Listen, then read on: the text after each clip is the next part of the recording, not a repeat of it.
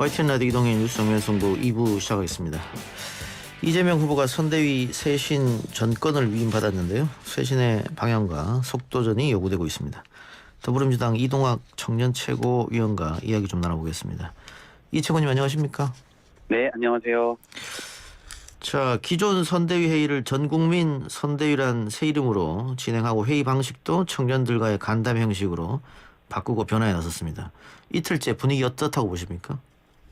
네, 지금 굉장히 분주하게 당이 움직이고 있는 모습이고요. 예.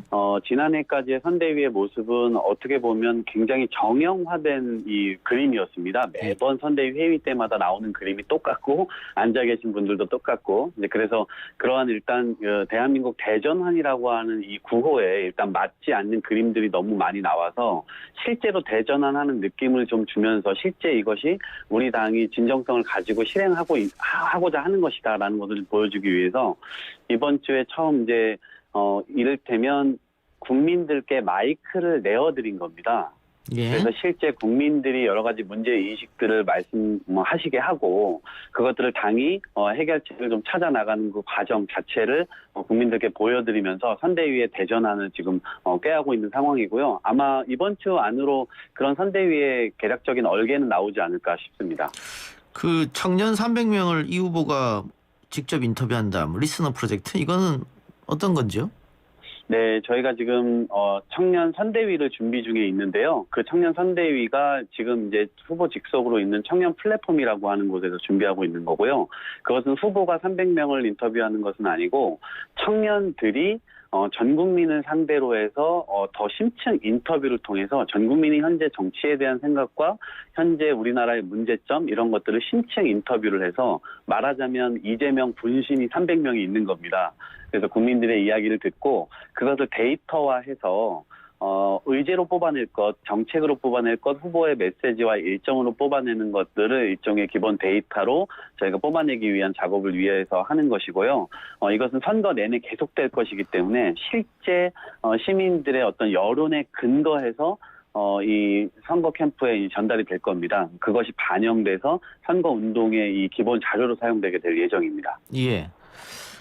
자, 그 원래 2030 세대가 정통적으로 민주당을 강하게 지지하던 세대였는데 지난 재보궐부터 돌아서기 시작했습니다. 지금은 오히려 민주당의 약한 고리가 되었는데 그걸 알고 있기 때문에 이재명 후보가 지난번에 이대남 커뮤니티 글을 여러 개 공유하기도 했었는데 그 이후로 당 안에서 그렇다고 하더라도 뭐 여가부의 어떤 여가부 문제라든가 아니면 젠더 문제 이거는 후보가 너무 많이 나간 거 아니냐 그런 비난이 있었다고 하던데 이 차고 보긴 어때요?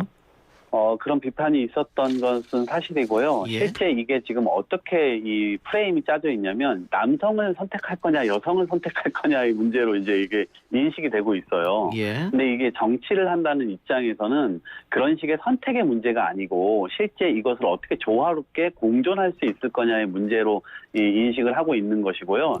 이재명 후보의 입장에서는 이러한 커뮤니티 글을 지지한다라는 차원보다는 실제 이들의 목소리를 그동안 민주당이 이분들의 목소리들을 제대로 듣기 위해서 노력했느냐 이런 것에 대한 이 문제 인식을 오히려 드러낸 것이라고 보고요. 예. 앞으로 어떠한 목소리를 내시는 국민들이라 할지라도 그것을 취사 선택해서 듣겠다는 것이 아니고 실제 문제 인식을 가지고 있다면 일단 들어라도 보자라고 하는 이 단계적 접근이었다고 생각해요. 그래서 예. 앞으로 이러한 일정들 청년들이 스스로 불만을 가지고 있고 실제로 문제라고 생각하는데 민주당이 그동안 반영하지 못했던 것들 이런 틈새들을 후보께서 열심히 이런 부분들을 좀 이 접촉면을 좀 늘려나가는 시도 이렇게 예. 이제 저는 봤습니다. 뭐 조화롭게 공존 다 좋은 얘기입니다만 대선 예. 이제 100여일 앞두고 그게 정책적으로나 뭐 그 인식 전환이 가능하겠느냐. 네네. 최근에 이준석 대표하고 정의당 장영우 의원과의 또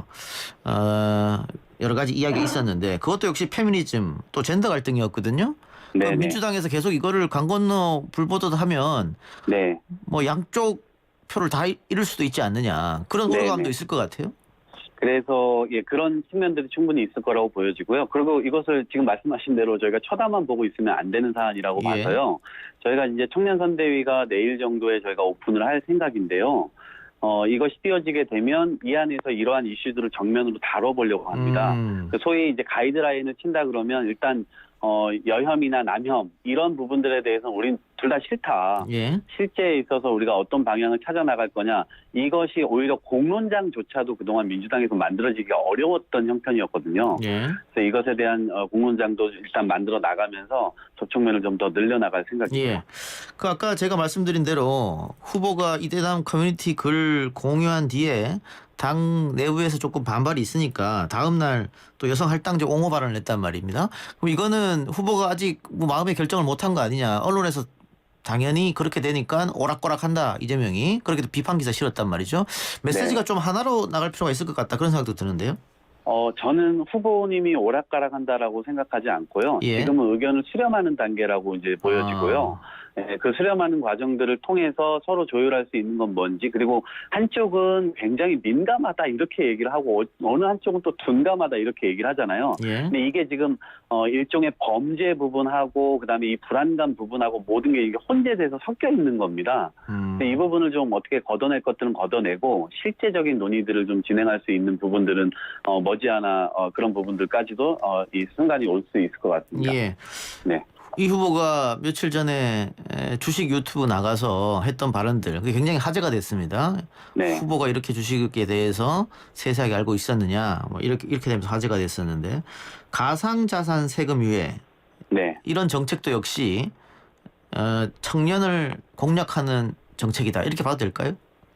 네, 아무래도 그렇습니다. 지금 이 젊은 세대들은 미래의 기회가 이 후보께서 늘 말씀하시지만 이 기회의 문이 굉장히 좁아져 있는 상황이고, 그러한 기회들, 새로운 기회들을 굉장히 많이 갈망하고 있습니다. 그런데 이제 그것을 기존의 법 테두리와 기존의 질서 내로 이 끌어들여서 그것을 제재하려고 하는 기성의 이제 문법들이 있었는데 그 문법에 이 청년 세대들이 반기를 들고 있는 것이고 이재명 후보께서는 기성의 문법을 대변하는 것이 아니라 새로운 어떤 이 흐름 이것을 과연 우리가 막을 수 있느냐.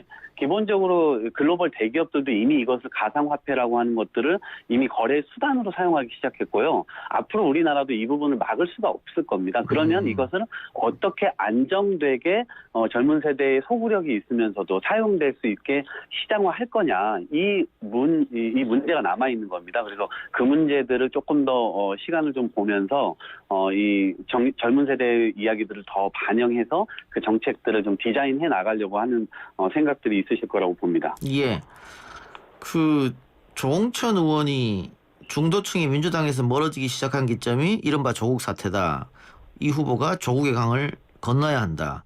아마 2030들도 조국 문제 때문에 민주당에서 멀어지지 않았냐. 뭐 그런 폭넓은 해석 같은데 여기에 대해서는 이 측은 어떻게 보십니까? 저는 이걸 좀 다른 의미로 받아들이는데요. 예. 일단 기본적으로 민주당이 그동안 해왔던 것은 내로남불이었고 예. 그다음에 하겠다고 한 것을 잘 하지 못했고 무능하던 한 측면을 보여줬고 예. 그다음에 제대로 된 왜 안 되는지에 대한 피드백도 제대로 빠르게 신속하게 이루어지지 않았습니다. 예. 근데 지금 이재명 후보님이 지금 되고 나서 지금 벌써 거의 한 3주간 흘렀는데 그러면서 민주당 선대위가 전반적으로 굼뜨다부터 시작해서 기존인 것과 변한 것이 없다 이런 이제 문제 지적을 많이 받았기 때문에 지금의 대전환 선대위가 지금 꾸려가는 이 상황도 그렇고요. 앞으로 이 후보님께서 지금 강조하고 있는 건 명확하게 말과 행동이 일치하는 민주당으로 만들고 싶다라고 하는 것이고요.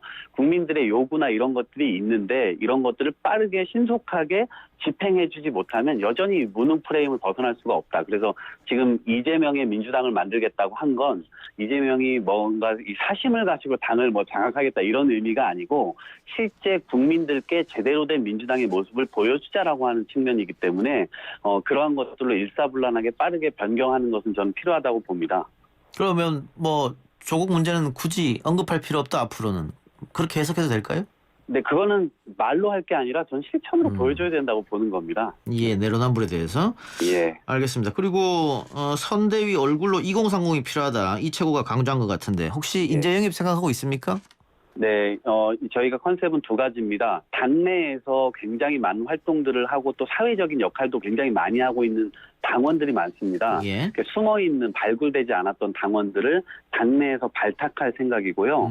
그다음에 당연히 외연 확장도 있어야 되기 때문에 외부 영입도 고려를 하고 있습니다. 그래서 예. 내일 저희가 이제 청년 선대위가 뜨게 되면서 다이너마이트 청년 선대위라는 것을 내일 기자회견을 통해서 일단 알릴 계획이고요. 그 이후에 쭉 이렇게 인재들을 발탁하고 영입해 나갈 예정입니다. 외부 인사 찾는 작업은 시작했습니까? 앞으로 할 겁니까?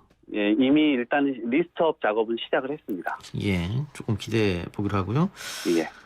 자, 우상호 의원이 선대위를 이끌 리더십이 필요하다 이렇게 얘기했는데 송영길 대표는 상임 선대위원장 자리를 내놓으면 안 된다 또 이렇게 이야기를 가지고 당에서 나오고 있습니다. 이 문제는 어떻게 보십니까?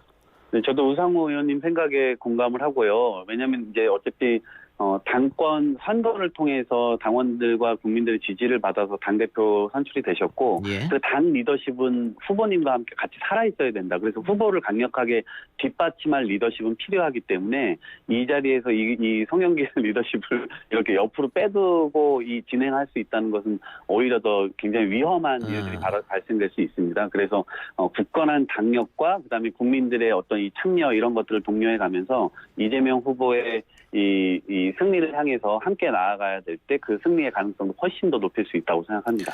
이해찬, 양정철 이야기가 계속 흘러나오던데요? 예, 글쎄요.